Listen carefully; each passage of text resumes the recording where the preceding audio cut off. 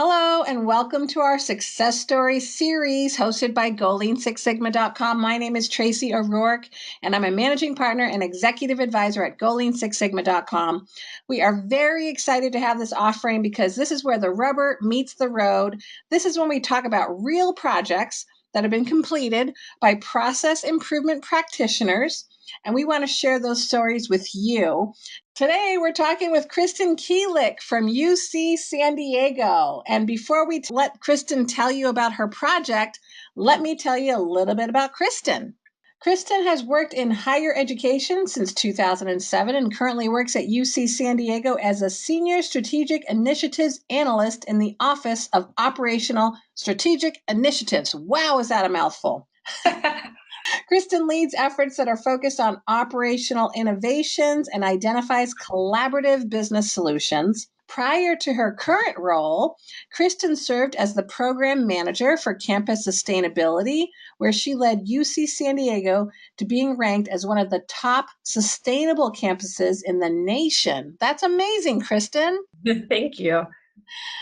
Due to her efforts, she was recognized with the 2011 Exemplary Staff Employee of the Year Award. Congratulations. Thanks. And Kristen also has an MBA and is a certified Lean Six Sigma Green Belt. So you were a graduate of the Lean Six Sigma Green Belt at UC San Diego's Extension. What was the course like? I can't sing enough praise about the Lean Six Sigma program through UCSD Extension. I've often recommended it to several colleagues and even some of our interns that are looking to advance their careers. It's really been critical in providing me with the tools to look at a process and identify ways to have tools to improve that process. And I even use it outside of work. I'm applying it at home, whether it's 5S, to our pantry and garage, to literally anything that is a process, which is everything. I know it's exciting to actually see people go through the course and have that impact as you're talking about, where they just apply it in their world, and that's what we want people to do, right? Is look at the world really with different new eyes.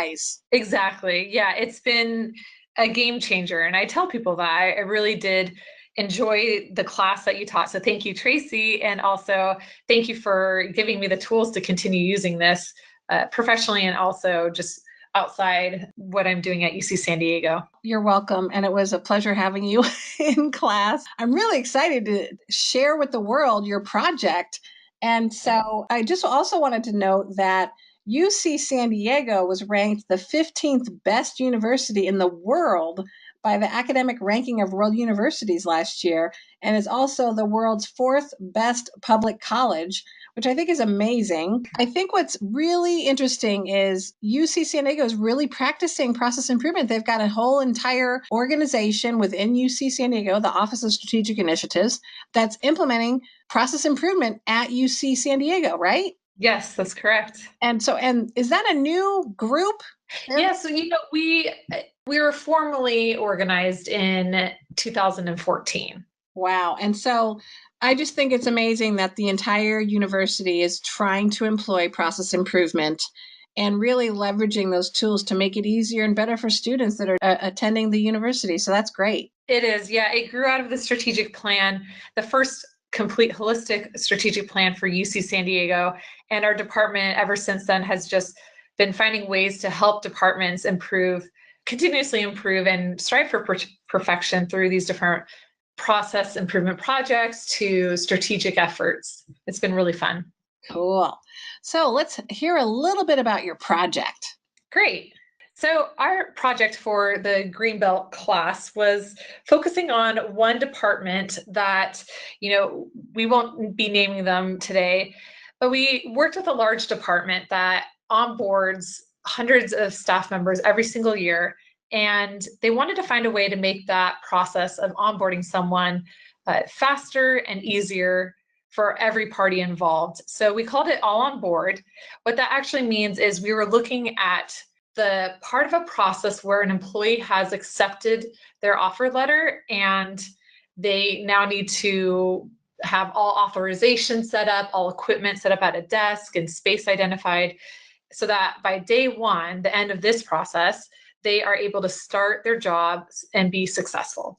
So I want to start by thanking Tracy for the opportunity to have your guidance and leadership throughout the process of implementing this project. And secondly, to the team. This was not just me. I worked with Tracy Carpenter and Marina Bogdanova from UC San Diego. And the three of us together did this entire project. So as you hear me talking about that's who I'm referring to. And also our classmates who helped us with advice as we went through the process of improving the onboarding process. Wonderful. Sounds great. And what I love about this project is this really can be applicable to any organization that is bringing on employees, because it's all about onboarding and improving the onboarding process. So I think there's going to be a lot of learnings in here. I hope so. Yes. All right. So we can start with a high-level executive summary of the project. Our business case was, as I had mentioned, there are 6 new employees that were being hired at the moment. And so every year, this department had an equivalent of about 8.5 months of staff hours dedicated to onboarding these new employees.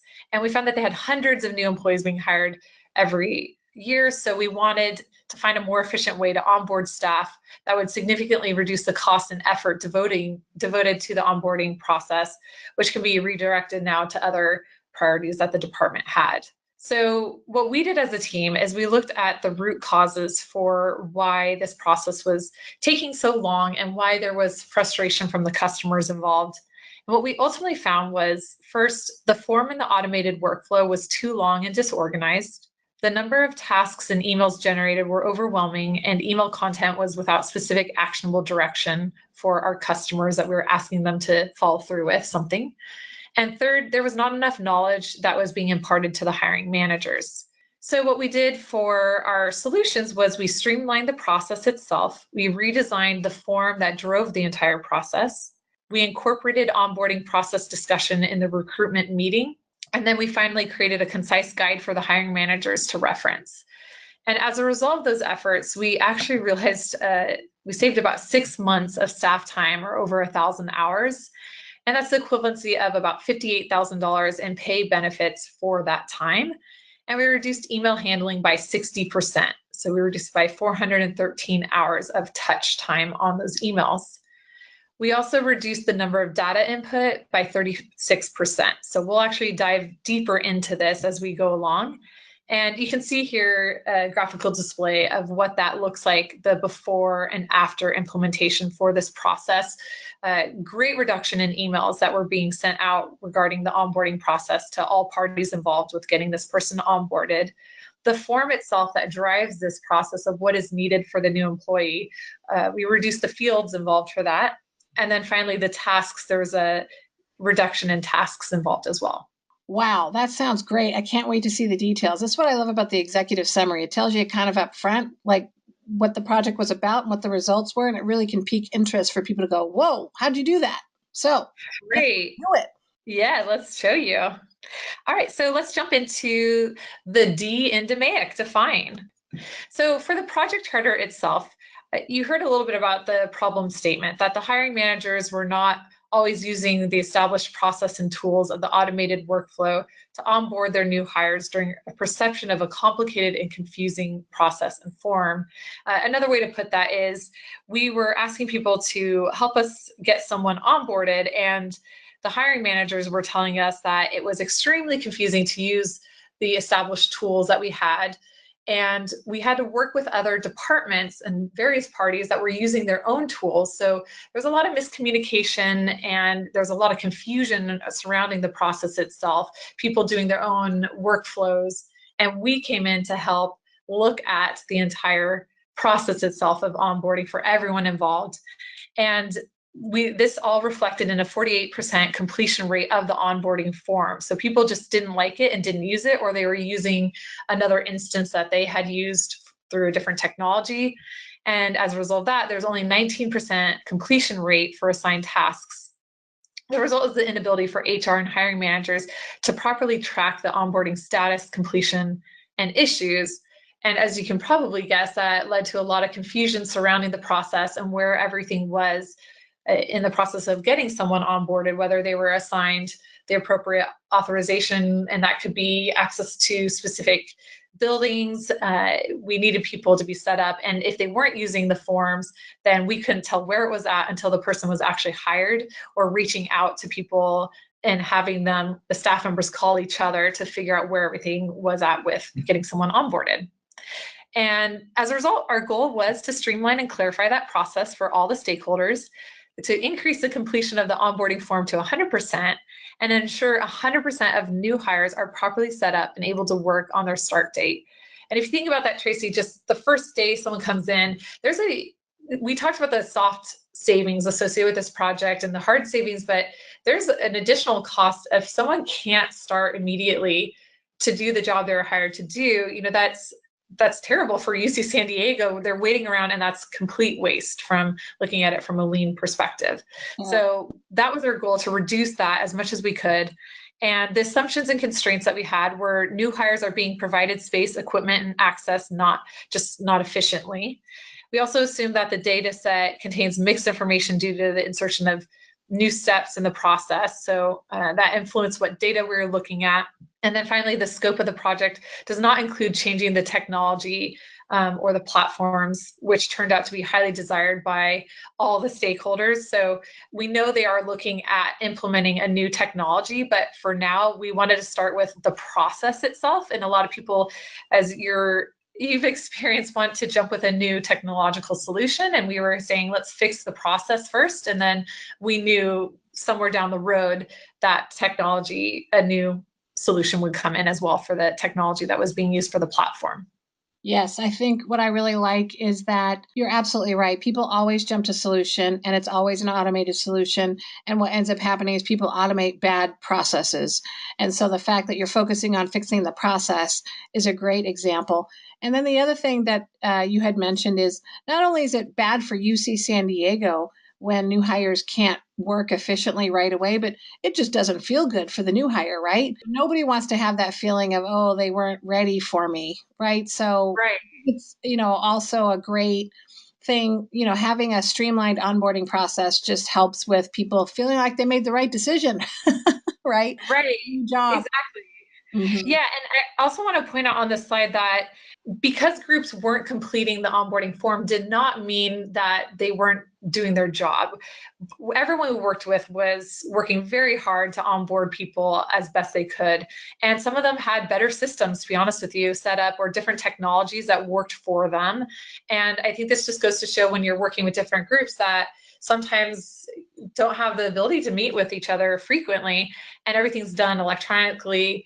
I just want to point out, because they didn't complete it, they sometimes had great processes set up. We just needed to find one that worked for everyone. So good. That is our project overview for the charter. So let's look at who was involved in this process. Our suppliers were the HR department and the hiring managers from this department.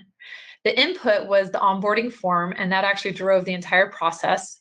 The process itself was the hire preparation and onboarding process, which entails the notice of the recruitment being generated, the onboarding workflow kickoff. So there was an email sent off as soon as the onboarding workflow was sent. The form was completed and tasks were assigned. Internal service units provided resources and closed tasks. HR would then be notified of the completed form. A cell phone and special access would be held for the new employee, and then the employee would start. So the scope of this project focuses on the end of a hiring process, where most of the work is done once a job offer is extended and accepted. And of course, we did our Gemba walk. So we walked the current state to look at how everything was working. And to do this, we created a fictional account for the hire of a new employee. And we actually tracked who it went to. We walked the process. And probably your first takeaway, as you can see, is, did you realize how many steps would be involved with onboarding someone? And look at how many groups were involved. So as we looked at this, we knew there were probably some opportunities to reduce the movement and to also reduce some of the notifications that were sent. A lot of people were being notified when they didn't need to be. So just walking the process, we were able to already start identifying some forms of waste within the process. So what we did is we hosted a Voice of the Customer workshop, and my team members and I, we had sent out a survey to 70 of the hiring managers two of the questions that we asked had open-ended answers, which included what is working well with the onboarding process and what isn't working well with the onboarding process. And you'll notice in the responses that these two word clouds, what was working well was the people. Specific staff members were called out for how much they went out of their way to help the hiring managers get through this process and ensure someone was set up with the appropriate materials for their first day. And what wasn't working well was the process itself. People were very confused about where things were in the process. And because people were using different systems, it looked like things and tasks weren't being completed when in actuality, the other department was using their own system. So it required a lot of manual labor to figure out and coordinate where everything was at to get someone onboarded. Our key takeaway was that stakeholders think customer service from HR is great, but the process and the technology are not. And you can see here, we actually asked people to then further build out their root causes of what was working well, what wasn't working well within the process. And we had some themed areas, and people could then go to a focus area and provide solutions, ideas.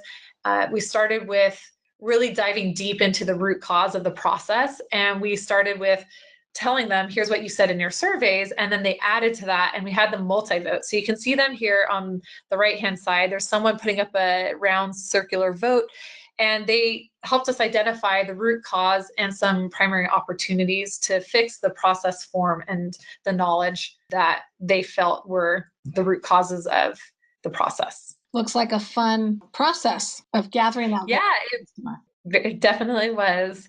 So we took that input and we created a voice of the customer translation matrix to make sense of everything. And we reflected on all the input from our 70 hiring managers.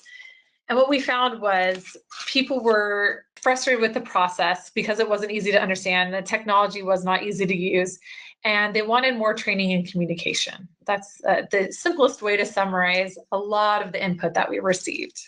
So we went to measure, and we're now in the measure phase. And to collect some data, we looked at cycle times, we generated several surveys, and we looked into information from the onboarding process and the form itself.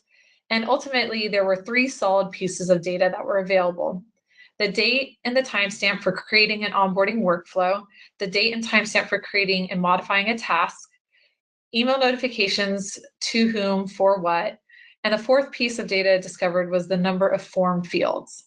Was that a very challenging part to identify what you had available? Yes, I'm glad you asked that, Tracy, because my team member, Tracy, did a lot of work on this, and I want to really give her kudos for her trying to find good data, because we didn't want, the whole garbage in, garbage out. And this slide talks a little bit about, we looked at cycle times, and we ultimately found out that cycle time is subjective to measure in this case, and it was manipulated by the start date of initiating the onboarding process. So we didn't really use the cycle times to influence much of what we were doing, and we ended up using a lot of the dates and timing from the form itself. So to further explain that, on the left side, you can see here, because it's our green belt, we wanted to show we know how to use these tools to our class. And if you were to look at a box plot of this process, you would be thinking, oh my gosh, what is going on? Because the median time to onboard was 7 days, but 25% of the process took 20 to 104 days. And there was a lot of variation within that. So we think, great, this is Lean Six Sigma. We're all about reducing variation. And we wanted to show for this situation, the process that were made had unintended consequences. So on the right-hand side, you're seeing the time between the initiation of the onboarding and the employee start date. And if you were just to look at it, you might think, oh my gosh, well, why is it taking so long in September? But really what we found is through walking the process, some of the stakeholders told us, we changed the process to be better. Are you so proud of us? We now send them an email the moment we are hiring someone to give everyone a heads up that this is happening. And so ultimately all they did is shift when they start the clock for the onboarding process, but they didn't really change the steps or change anything else. Interesting. Good explanation. Yes. Oh, thanks. Yeah. Well, we were hoping, I love looking at cycle time, and For value stream mapping, we just weren't able to use it because they had manipulated the start time, and it really threw off the cycle time overall for how long it took to have someone join UC San Diego and onboard them. So what we could look at is the workload measures. And if you looked at the form, which we'll show you a little bit later, there were several components to a form. So we had our HR department, and they had 30 pieces of data required to be input by their team.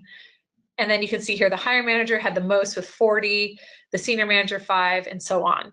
And then we looked at the number of email notifications that were being sent out. And you can see in total, we had over 180, I think it was 184 emails that were sent out. So the more reliable measures of efficiency were found in the data being requested on the form and in the number of emails generated. And we wanted to go with solid data for this process improvement for our client. And that's ultimately what we started playing around with, is figuring out a little bit more of the reasoning behind these totals and how we could find some improvements. So if we go into now the A in DMAIC, we're looking at how we analyze that data.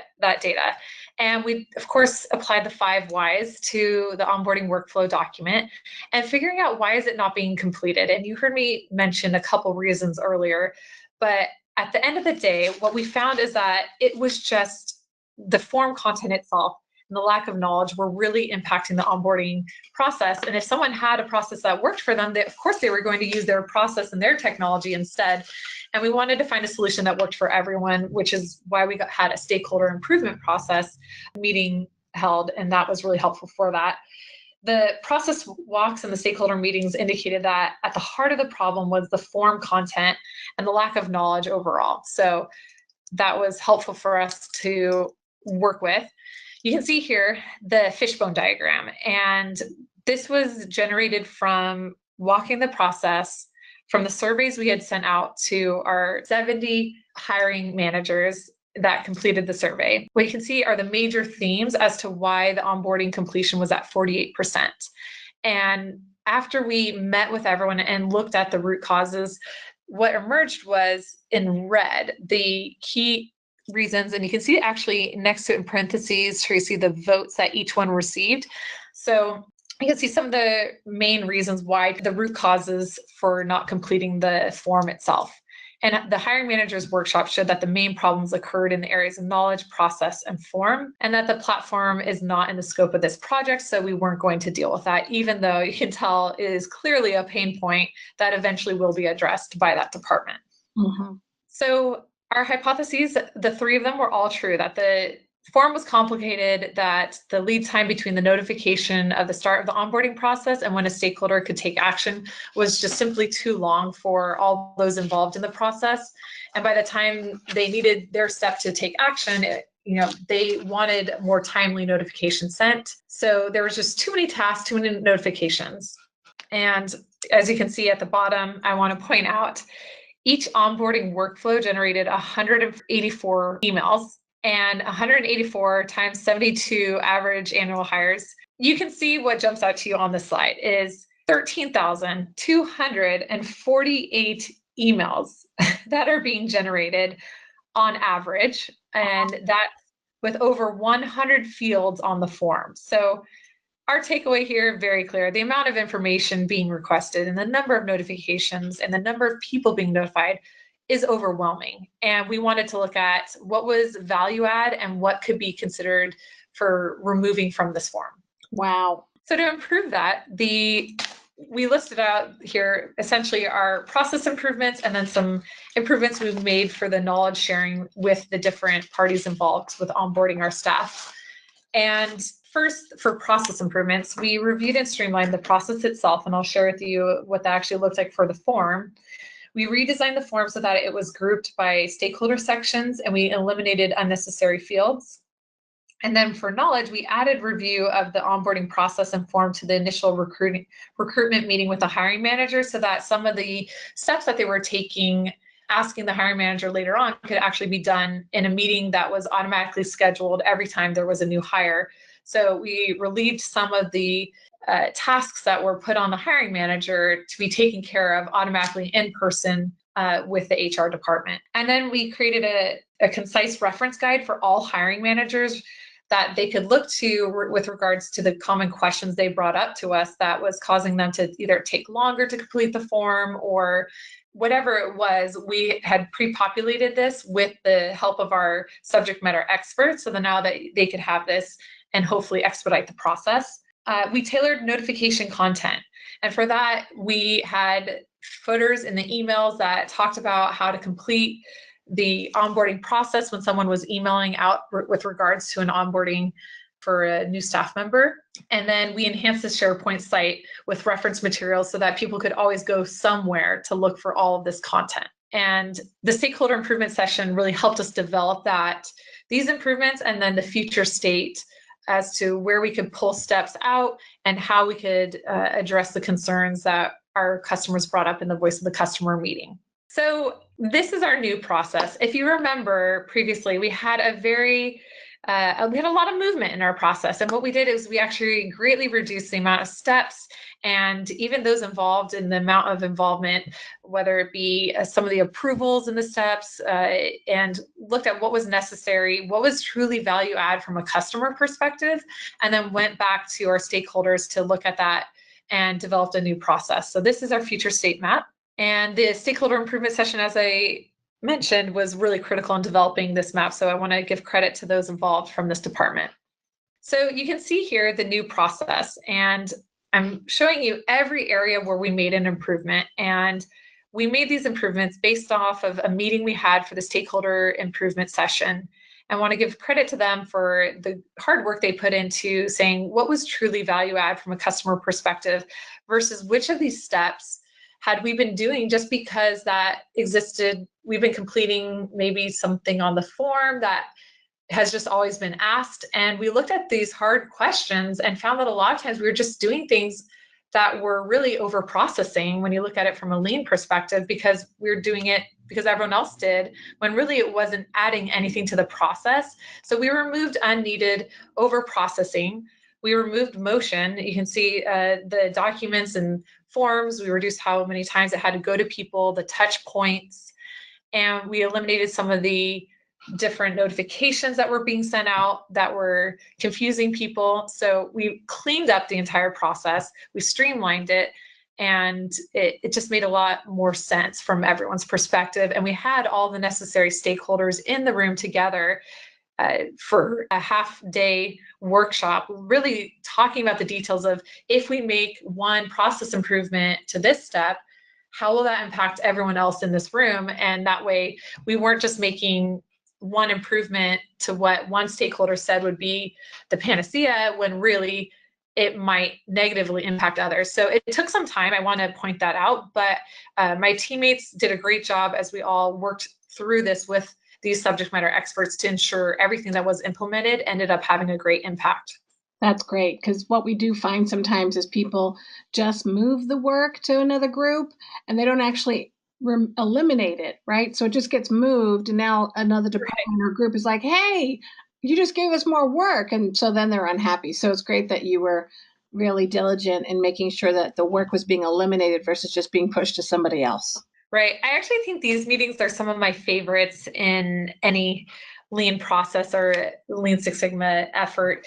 And what I loved about this one, Tracy, I just wanted to point out that I think there's a lot of connotations that surround Lean Six Sigma now. I've heard different variations of, less staff support or, and it's a joke, but really when we come in there and we say, we're here to talk about what can we do so everyone in this meeting by the end of this meeting feels they're adding value and what they're doing is important. And if I can say, I will help you take something off your plate so you have more time to focus on the million other projects you have, then let's do it. And that's, I think, where we broke some stereotypes about Lean Six Sigma. And we tried not to actually use the language of, Kaizen, and we tried to translate everything we were doing for them. And I think as a result of that, you can see they're able to open up about what really could be removed and how to look at this from the 10,000-foot viewpoint of everyone in it together, because they've all been working,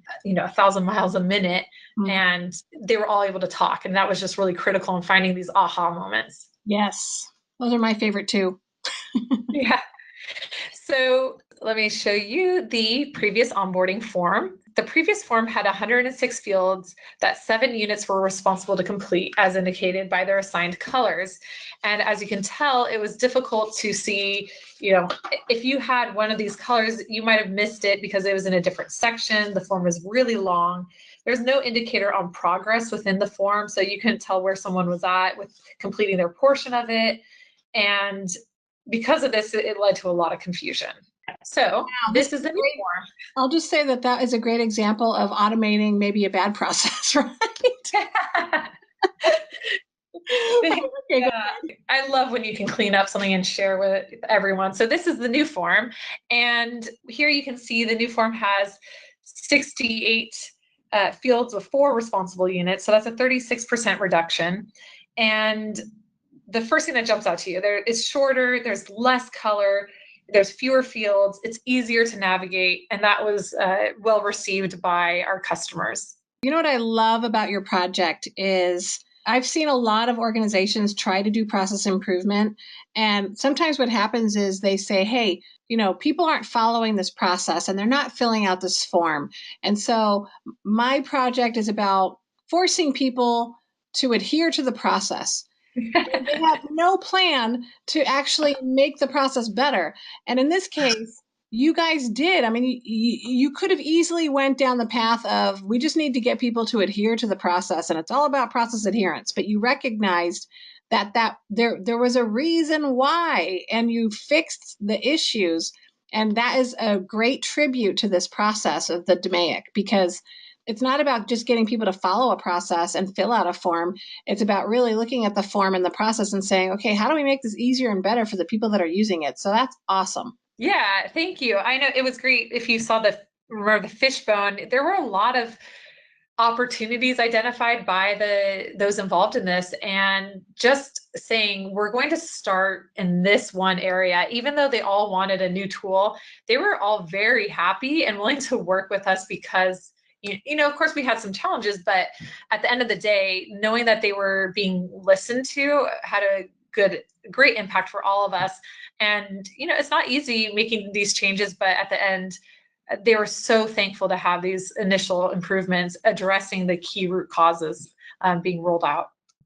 So the results themselves, I wanted to highlight that we implemented the solutions, and you can see here that resulted in at least $58,000 in annually and increased adoption of the process and technology to ensure the new staff are properly set up and able to work and be successful on their actual start date. And the task emails, there's about 340. So if you translate that into hours, the email savings, there's about 396 or 413, including the task emails. There's the form completion, which had 376 hours associated with, on average, with completing the forms from all those different groups involved. And then the extra work, we estimate about 130 hours. So this initially started with, oh my gosh, how can we help this process? When we're looking at the data, I think all of us were shocked with the opportunity to have an impact on an onboarding process just by changing the form itself and the process involved with completing the steps to get someone onboarded. It was eye-opening for all of us. Yeah, that's great. Wow. Those are great results. Yeah, we love seeing that, before and after, and it's shrinking. So their team was very happy to see that, and our stakeholders and the project owner was very pleased. And as a result, now we're going to move into control. So the control plan, we ultimately set up several steps, as you can see, 4 different steps within the process to ensure as someone went through the process, we built in opportunities for feedback and controlling the gains that we had projected. This proposed control plan focuses on monitoring workflow completion and periodic surveys of the customers to ensure satisfaction scoring, everything was moving along well, that all employees had everything they needed, and that the services being provided were outstanding. All right, the fun part, celebrating and continuing our improvements. So we had a brown bag lunch with the department to talk about the changes and celebrate and acknowledge all their effort that they put into this project. I can't say enough to my team members and the subject matter experts, to the stakeholders being willing to work with us. So we had a brown bag lunch to talk about what it meant to implement these improvements, how we listened to them, and what that translated to for their new process. And we shared a glossary of terms and provided with them the requested materials on how to complete the onboarding process, questions they had for years that they, where to go to. So this was really a celebration where our project owner got to shine, get up there in front of everyone and share all that they had helped us and authorized us to identify for improvements with their team members. So for lessons learned, we put a lot of effort into this, and we really hope that this project will set the stage nicely for other workflow platforms on campus, that they can now, by all means, take what we've done, see what works, and apply it to their own process. And other campus departments currently using a manual process could benefit from adopting an automated workflow as well. So it was eye-opening for all of us. I'm really thankful I did this in a class environment where we got to share during the process what was happening for the Greenbelt project, and having a team to work together as, the challenges that arise from working on project management in general. And we just hope that we continue to realize these reductions, and that at the end of the day, this was a positive experience, so we can continue working with them in the future on other opportunities as well. So everyone involved hopefully learned something, and we can keep the door open for continually improving our processes. Wonderful. That's exciting. It sounds like it was a good experience, and that you were able to really make a difference with using the Jamaican methodology. So that's wonderful. Yes, we drank the Kool-Aid, Tracy, that you were feeding. We saw that it works. It's not hype. Lean Six Sigma is truly an amazing set of tools and methodologies that you can apply to any process. So thank you for your guidance throughout the project, and thank you to my team members too. It was a really great experience. Wonderful. So just a few questions for you about the project. So what do you think was the most challenging thing about the project when you look back? Were there any difficult parts of the process to find, measure, analyze, improve, and control?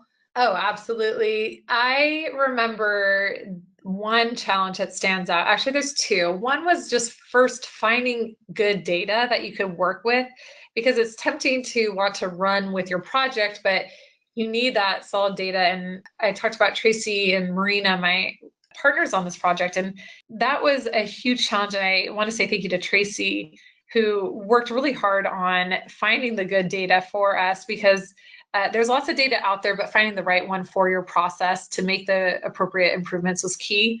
And secondly, just with every project, the people component is always a challenge, because people take great pride in the process and the work that they do.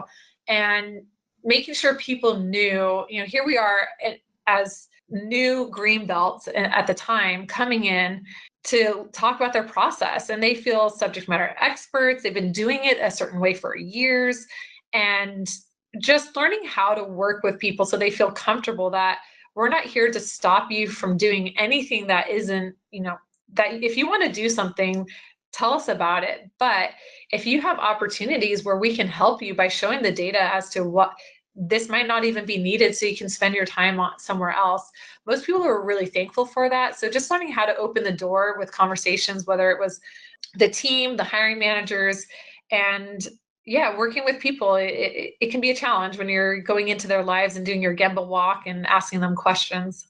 Right. Yes, I agree. And it's great that you say that, because you're right. It is the most challenging. And sometimes I find that people don't really do the right context setting. And so sometimes people are very defensive because they're not really sure why people are asking them questions about their piece of the process. So it sounds like you were able to have some really good conversations with stakeholders to get that point of view and perspective, to have an open mind. So that's wonderful. Do you have any suggestions for someone that is just getting started with process improvement, with their first project and applying it to education? Do you have any advice for someone? Well, I think taking a class and having that environment is really helpful, because you're going to encounter a challenge, no matter what project you're on. And so having an environment like UC San Diego's extension providing the Lean Six Sigma class is perfect for partnering with other people, because I can't tell you what your challenge will be, and I've told this to other people, but I can tell you will have challenges. So first, just keeping an open mind and putting people first in the process and the customer as well, letting that drive your improvements, abandoning your own notions of what should happen, letting the data speak, and just going at it humbly when you're working with the different departments or whoever you're working with is critical. Lean is transitioning to higher education and it's making an impact, which is great. But with that, I mentioned how some people have preconceived notions about Lean Six Sigma. So just being prepared for that and putting people first and listening to them, I think really helps open some of those doors. Well, you can definitely hear your perspective in this presentation about the gratefulness and humbleness of your team and the appreciation that you've shown them. I could really hear it in even your presentation and, being respectful of people. So that's wonderful. I just want to thank you so much, Kristen, for sharing your project success story. I think it's going to inspire a lot of people across the globe to hear how you really made a difference in a process that's almost universal, bringing new employees on. So I really appreciate it. I'm Tracy O'Rourke. You're listening to another success story with GoLean6Sigma.com. And thank you, Kristen, so much for sharing your project with our listeners. And I just want to also say that if you have a success story that you want to share, just give us a call or send us an email at contact@golean6sigma.com. Thank you. It was an honor to be a part of this. Thank you. And I just also like to remind people that we've got lots of free tools and templates and infographics on our website, because really we're just trying to build the problem-solving muscles, making it easy for everyone everywhere to build their problem-solving muscle. And so again, thank you, Kristen, so much for joining us today. And we'll see you next time. Thank you, Tracy. Thanks, Kristen. Bye.